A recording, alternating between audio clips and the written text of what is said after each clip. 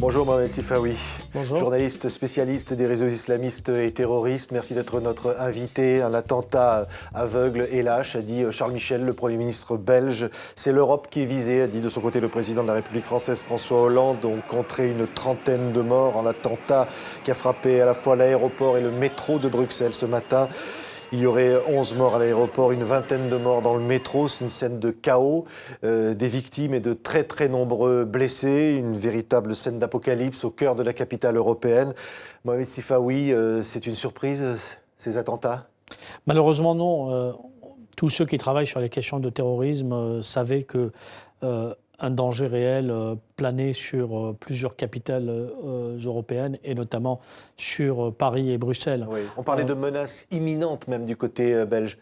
Oui, les dernières arrestations, notamment celle de mardi dernier à Forêt, a relancé l'enquête sur de nouvelles bases, a permis d'identifier d'autres acteurs, à commencer par celui qui a été neutralisé sur place, Mohamed Belkaïd, l'Algérien, enfin, ou supposait-elle, puisqu'il n'a pas été reconnu formellement par l'Algérie, et d'autres acteurs des réseaux belgo-français, dont un artificier qui était proche d'Abdeslam aussi, et qui est toujours dans la nature, mais aussi un certain nombre d'individus qui ont joué pour les uns un rôle logistique, notamment dans la confection de faux papiers, et pour les autres,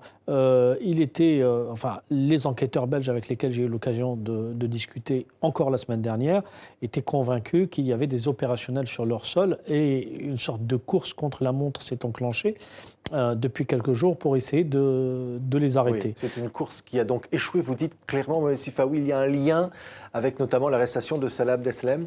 Il y a un lien et une continuité idéologique incontestable. Il y a un lien opérationnel très probablement.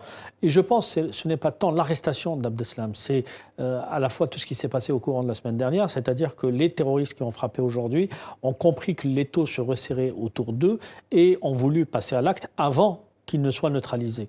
Donc je pense que l'arrestation d'Abdeslam et quelques jours auparavant la neutralisation de Mohamed Belkaïd et la découverte de la planque de Forêt et donc en définitive l'ensemble des éléments nouveaux recueillis par les enquêteurs belges depuis une semaine ont fait que les terroristes qui ont agi aujourd'hui, qui indéniablement préparaient leurs opérations depuis plusieurs semaines, ont décidé de passer à l'acte pour, je dirais, échapper à des arrestations et mettre la Belgique en effroi.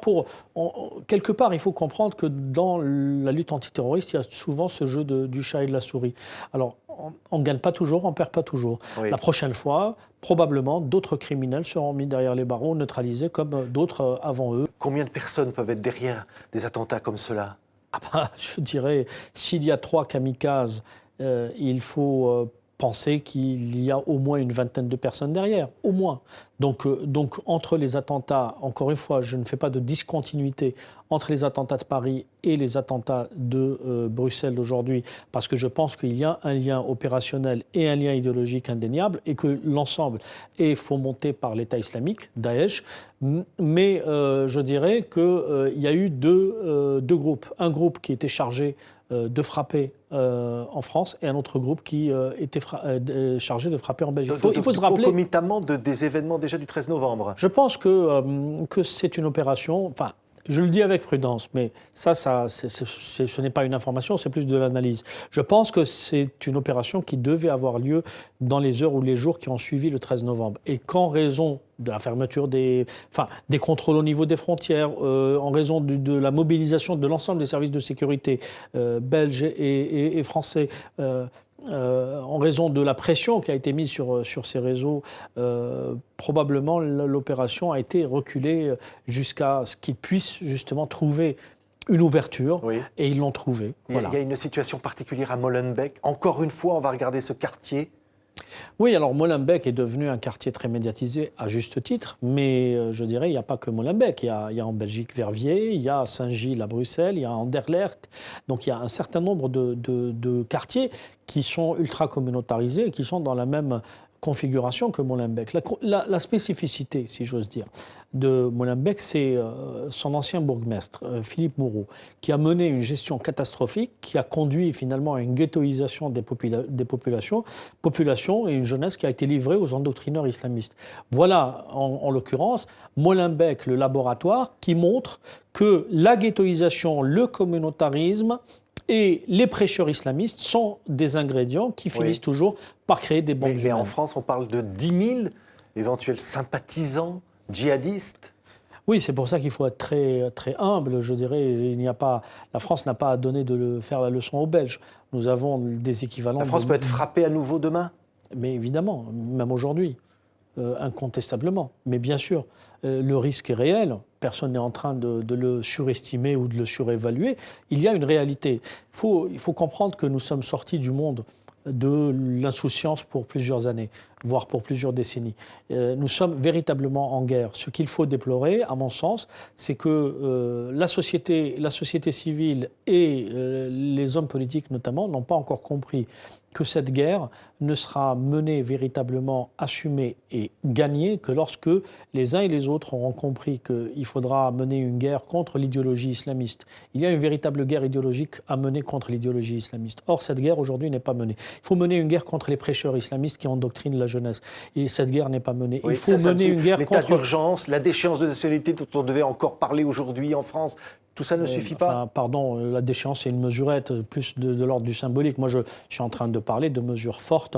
Et d'ailleurs, la déchéance, franchement, un peu de cohérence. Quand on a un chef d'État qui décide de la déchéance, de la nationalité, tout en remettant la Légion d'honneur aux promoteurs du salafisme et du djihadisme, en l'occurrence un prince héritier d'Arabie Saoudite, je ne vois pas où est l'efficacité, je dirais, d'une telle démarche. Et je ne vois pas pourquoi faire preuve d'autant de zèle lorsque son propre pays est touché par une idéologie mortifère comme l'est le salafisme et comme l'est le wahhabisme. Donc, si vous voulez... On ne gère pas la question du terrorisme islamiste ni avec l'électoralisme, ni avec de la communication, ni comme si c'était un dossier comme un autre. La question du terrorisme islamiste représente une menace stratégique aujourd'hui sur les pays européens et sur les grandes démocraties. Pourquoi ? Parce que c'est une menace qui peut profiter aux extrêmes droites. C'est une menace qui peut cliver la société. Et c'est ce que veulent d'ailleurs peut-être les islamistes. C'est évidemment. Ce que veulent les islamistes, c'est cliver la société. Mais ce que veut l'extrême droite, c'est profiter de la situation et tirer les marrons du feu au regard de l'incapacité manifeste et de la lâcheté de beaucoup de politiques. Il n'y a pas de complicité entre les islamistes et l'extrême droite ? Non, on n'ira pas jusque-là. Mais il y a, je dirais, une logique où les uns alimentent les autres. Les uns alimentent l'extrême droite par les actions meurtrières et les autres alimentent les islamistes par des discours xénophobes et haineux, par du racisme et par, je dirais, autant de logiques qui sont contraires aux valeurs universelles. Il y aura d'autres Bruxelles ? Il y aura d'autres drames ? Il faut le craindre, malheureusement, oui. Et il y aura d'autres attentats. Il y aura d'autres attentats probablement dans d'autres pays européens, mais il y aura, je dirais, d'autres attentats en Belgique, il y aura d'autres attentats en France. Merci beaucoup, Mohamed Sifawi, spécialiste donc des questions islamistes et terroristes, d'avoir été aujourd'hui notre invité. Merci.